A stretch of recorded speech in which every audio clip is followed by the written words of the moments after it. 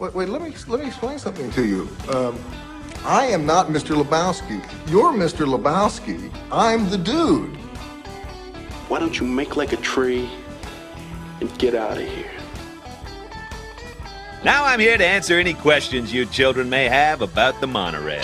Me! Can it outrun the Flash? You bet. Can Superman outrun the Flash? Sure, why not? It's the Al Travis Show. We're lucky to get this cat in here on a regular. He is Senator Eric Lucero. Senator, thanks for coming on.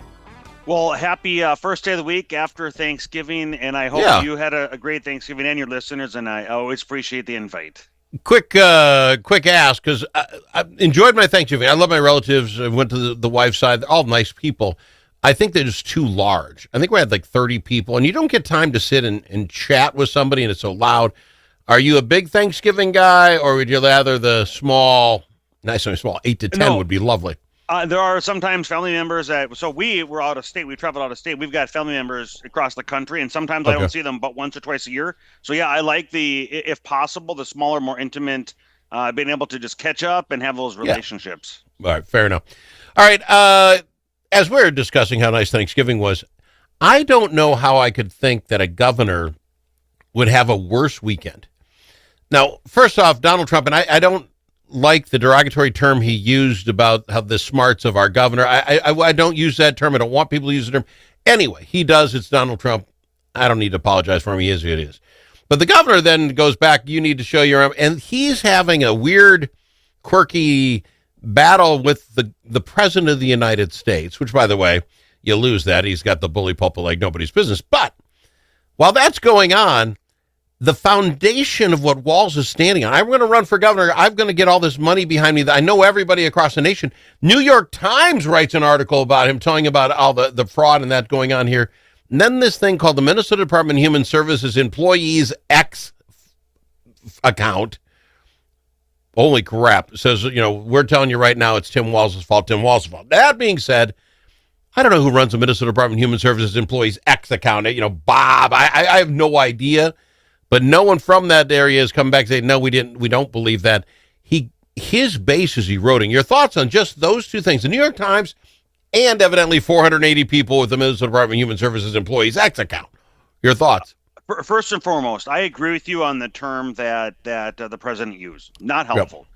Nope. So no excuses for that. But at the same time, Walz and others have been calling President Trump and people like myself Nazis, Hitler, et cetera, et cetera. That's all they've been doing for many, many months and years, as a matter of fact. So but we shouldn't go tit for tat. Second, just this morning, I was listening to some further news accounts of these media outlets having done some independent corroboration that those 400 plus is indeed genuine. And so Governor Walz has been working overtime during his time in office to prevent the truth from coming out. He doesn't hold anybody accountable. There have been so many fraud stories, and I think one person has been let go. And so now he's taken it to the next level. Not only is he preventing others or preventing the truth from coming out and accountability, but now he is retaliating, according to the news story, against those whistleblowers. And Governor Walz it's just disgusting that he is the governor of this great state. But this does a couple of things. First off, again, with the Times story about the fraud in the state and does money going to Somalia and all that, that's going to hurt because he wants to raise money nationwide to run this. People read the New York Times on that side. But on this other side, the Department of Human Services, I don't know, this is really generalization. I'm going to gather that most of them are not big conservative Republicans in there. This is his base that is eroding this quickly to the point Facebook posts, exit posts are coming out with ideas of who the Democrats want to put in place of him running for governor. The Biden effect, if you will. Biden, you're out. We're sliding Harris in. They're saying that could happen here in Minnesota. You are correct. I think you're reading that accurately. So in the state of Minnesota, we do not have term limits. But nevertheless, despite lack of term limits, there is an unwritten rule for statewide office holders at the state level now, not Yep. U.S. Senate, but at the Yep. state level, to not run more than 2 terms voluntarily. And there Yep. are many governors that have held to that unwritten rule. Now, Governor Walz, when he came out announcing his third term run, there are many that were shocked. And I think you are spot on. There are those that are beginning to read the tea leaves that he has so many scandals in his wake that he is very, very vulnerable. And I think you're beginning to see a groundswell on his side to try to push him out. Okay, but let's go down that road, because be careful what you wish for. No, So you are right. I'm not wishing for that. no, But I think no, it's- no. it's a weak I candidate. mean the Democrats. Democrats, be careful what you wish for. You're thinking now Tim can't win because of the scandals. Generally, you don't get third terms to begin with. You think that's an issue, and now with all that happened just this weekend, you're saying let's pull the trigger. Hey, that's figured this week, by the way. Let's make the Biden move. Let's put our person in and talk as Dean Phillips, Representative Phillips, or Angie Craig. Angie, I know you want to be the senator, but how about being the governor? Two very viable candidates can come in, and we'll crown you with Minnesota. Except if that happens, what would keep an Ilhan Omar or someone from the Democratic Socialists of America coming in and saying, "I want Fatah," didn't win. I want in. And all of a sudden, their side has a real power play, and Walz doesn't necessarily have to give up. I'll go to the primary. I'm the most well-known person in the state of Minnesota. You're shaking your head. Be careful what you wish for, Democrats. You don't know what comes when you open the door. That's exactly right. And for years now, so I've been in the legislature for coming up on 12 years. And every single year, I have watched longtime Democrat senators and representatives succumb to those extremists in their party, generally more metrocentric. They are being systematically replaced. The other side, the Democrat Party in the state of Minnesota, has been playing footsie with these extremists and radicals. And if there's you're right, if they are absolutely going to be looking to slip in there if there is an opportunity to try to take Walz out. And depending, obviously it depends who it is, but whoever the Democrat hardball, the old crowd wants in there, Phillips or Craig, doesn't mean they get it. I understand that. Will Minnesotans in general take this Biden maneuver and accept it and say, well, I mean, we're 11 months out. I mean, there's more time to get over it. It is 107 days. But you get my point. Will Minnesotans, you're feeling, oh, okay, well, she's better and she has a D. So will this hurt the Republicans if he's out? It really comes down to if the media does its job and highlights a non-biased stories of what's happening. And as headlines come out on this fraud, because it's not just Governor Walz, it's many others that are in the legislature now that may run or attempt to run if Governor Walz is going to be replaced as the candidate, that are also accountable and responsible for the fraud and many other hardships that are happening in Minnesota. So to answer your question, it really comes down to if people are going to be informed with the truth. Well, and that's interesting because last week the story was that the Star Trib came out and said there are prominent Democrats who think that Walz is a drag on the ticket, that it will hurt down balloting. And that was before these last two articles came out. So that kind of pits the old school Democrats against again, it's almost the Mandami thing in New York, right? We're going to get a shot at the governorship. Let's go all out. It would be interesting to see on that same token. I got to go to break. Does this further open a door to get folks on the Republican side to want to get in? Does this muddy the waters on the other side? Yeah, guess what? Because now you're not running against Tim Walz in his third term. You're running against X. You don't know who it's going to be. There certainly could be more on the sidelines that would want to get in. And if that's the case, let's have it. Okay. And let's have the delegates make decisions on who's going to be the strongest candidate on our side to espouse our values. That's fair enough. We got to go to break. When we come back with Senator Eric Lucero, I want to talk a little bit about that ICE raid in St. Paul last week and how that turned out and what that means for the rest of us. We're all right after this. When the stakes are high at the Minnesota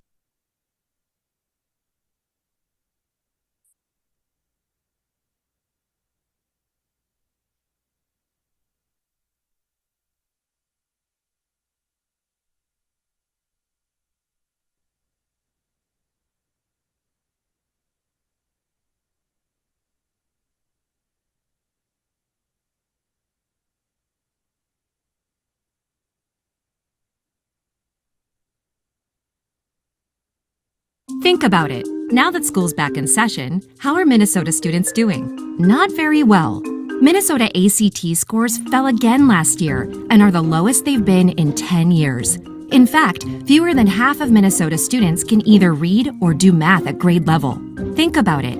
We used to brag about our schools. Now we're losing to states like Mississippi. Visit AmericanExperiment.org for more information. Think About It is brought to you by Center of the American Experiment, Minnesota's think tank.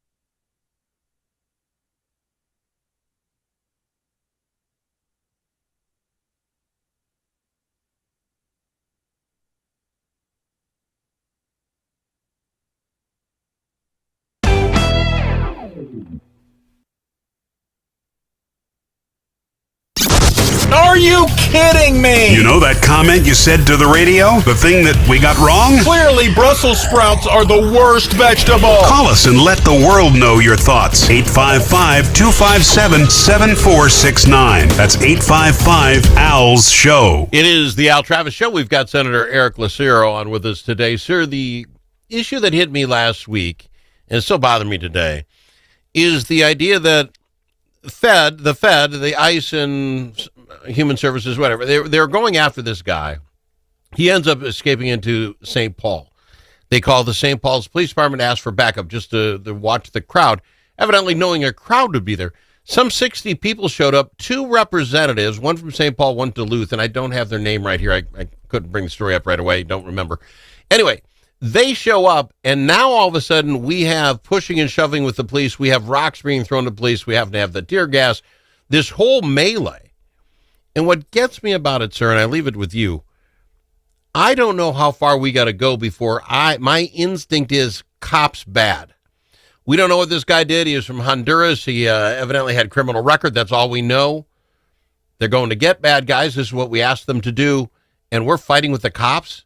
And you say, I hate ICE agents. Okay, these are the St. Paul Police Department that are there saving your butt every day. You know, I said, have we gone so I don't think we can come back. Your thoughts? I don't want to lead the witness. Your thoughts on what happened in St. Paul? Well, the first function of government, the reason we have a government is to secure liberty. There are those that purpose themselves to harm others. There is evil. Evil is real, and there are people that act to deprive others and harm others and take away their liberty. Yeah. That's why government exists. and part of the function of government then is law enforcement. There are those that put themselves in danger, these professional men and women who risk their lives each and every day to protect ours is something we should look up to and esteem. And unfortunately, the Democrat Party, year after year after year, has been attacking these law enforcement professionals, has been degrading them, has been calling them evil, has been, and they get every year, every month, they get more and more emboldened in their attacks. Whether it's not civil unrest, whether it's the riots that took place that burned down Minneapolis. I sat in the Public Safety Committee when I was in the House. Committee hearing after committee hearing after committee hearing, the Democrat members would attack law enforcement. And I distinctly remembered you in the wake of the George Floyd riots. You had these thugs come to the Minnesota Capitol, attacking the Capitol, toppling over the statue, otherwise criminal damage to property, and Governor Walz and Lieutenant Governor Flanagan, they do nothing. They do nothing. And so anyway, the point is they are emboldened. And so now when you see the core of government trying to protect citizens by going after criminals and arresting them, you have elected representatives that are leading the charge, attacking our law enforcement professionals, and it is absolutely putting us in a very, very dangerous position. Well, and how do you ever come back? And this is my point. I would presume, let's say, I think there were 40 or so officers there of, each branch, total branches. I would imagine most all of them had more than 1 year experience. So they weren't, quote unquote, Donald Trump sycophants as far as we know, right? And now you're saying, I can't trust them. They're police, they're bad. They follow Orange Man. If you're down that road this far, and 60-some people, including 2 reps, were there basically saying that, 3 years from now, let's say they get their person in. It's Kamala. I don't care who, insert Democrat here. Are all of a sudden now we believe these same police officers who were there for the, you know what I'm saying? How do you, they're terrible, they're bigots, they're fascists, there's this, so, they're on my side. You know what I'm saying? I don't know that you can come back once you've drank the Kool-Aid so much, you're throwing rocks at cops. You are right. The mind, it gets polluted and it's just delusional. And these thoughts they have, and you don't even need to think 3 years. In a month from now or 2 months from now, when we're back in session, there will be law enforcement officers at the Capitol protecting lawmakers during the process, during committee hearings, walking the halls, protecting us during floor sessions. And so while on one hand, these elected representatives are attacking law enforcement, they're going to be looking for those men and women, protecting them in committee. Again, you don't need to wait years. It's right now, and it's delusional thinking. And again, it's putting many, many in danger. And that's why, you think about, they actually are committed to going after these people in their families. And that's why they have to wear masks to cover their face, because there are people out there seeking to identify who these law enforcement professionals are so they can go after their families. Again, it is so, I can't even articulate how disgusting what's happening right now. And I just don't know how you get back from it. One last thing quick on the fraud, because you can't get a day without a good fraud thing. Minnesota Department of Human Services can disclose its withholding payments from companies. You guys have given them the right to do that. Department of Human Services disclosure must not jeopardize our investigations, not required, so we're not doing it. Evidently, even Star Trib has put in 10 FOIA requests, whatever you call it there, all being denied. It's no different than us not sending the federal government our SNAP names. They give you the money. They want to know who you give it to. Well, we're not going to do that. The transparency, there is nothing transparent about what's going on in our government right now. If you've stopped payments to some company because you think they're fraudulent, why can we not know that? That's correct. Governor Walz is committed to stopping transparency, stopping accountability, and preventing truth from coming out and allowing the great people of Minnesota knowing what's going on inside the state government. So how do you fix that, sir? The story last week was that the Department of Human Services, the SNAP person, said that they could stop payments for up to 60 days if they feel there's fraud there. But they've decided to go with the old law that says once you're found guilty, then we'll stop payments. Well, how we fix it is we have a chief law enforcement officer in the state for a reason. It's called the Office of Attorney General. We then, at the county level, We have district attorneys. They are elected offices. They are the chief law enforcement officer in the county. We need to have a Hennepin County prosecutor, a Ramsey County prosecutor, and a attorney general who actually care to hold people accountable, and we're not. That's how we fix it. We don't need more laws. We don't need anything else other than people holding office that want to protect the public interest. And right now, with Governor Walz and others, we don't. See, and I get what you're saying, but this is happening for years and has happened for years, and maybe it just seems like we're finally to the peak of this iceberg. Do you feel that people are getting it? Do you feel 11 months from now, the folks will say enough is enough is enough and hire new county prosecutors and all that and just say, no, go throw bad guys in jail?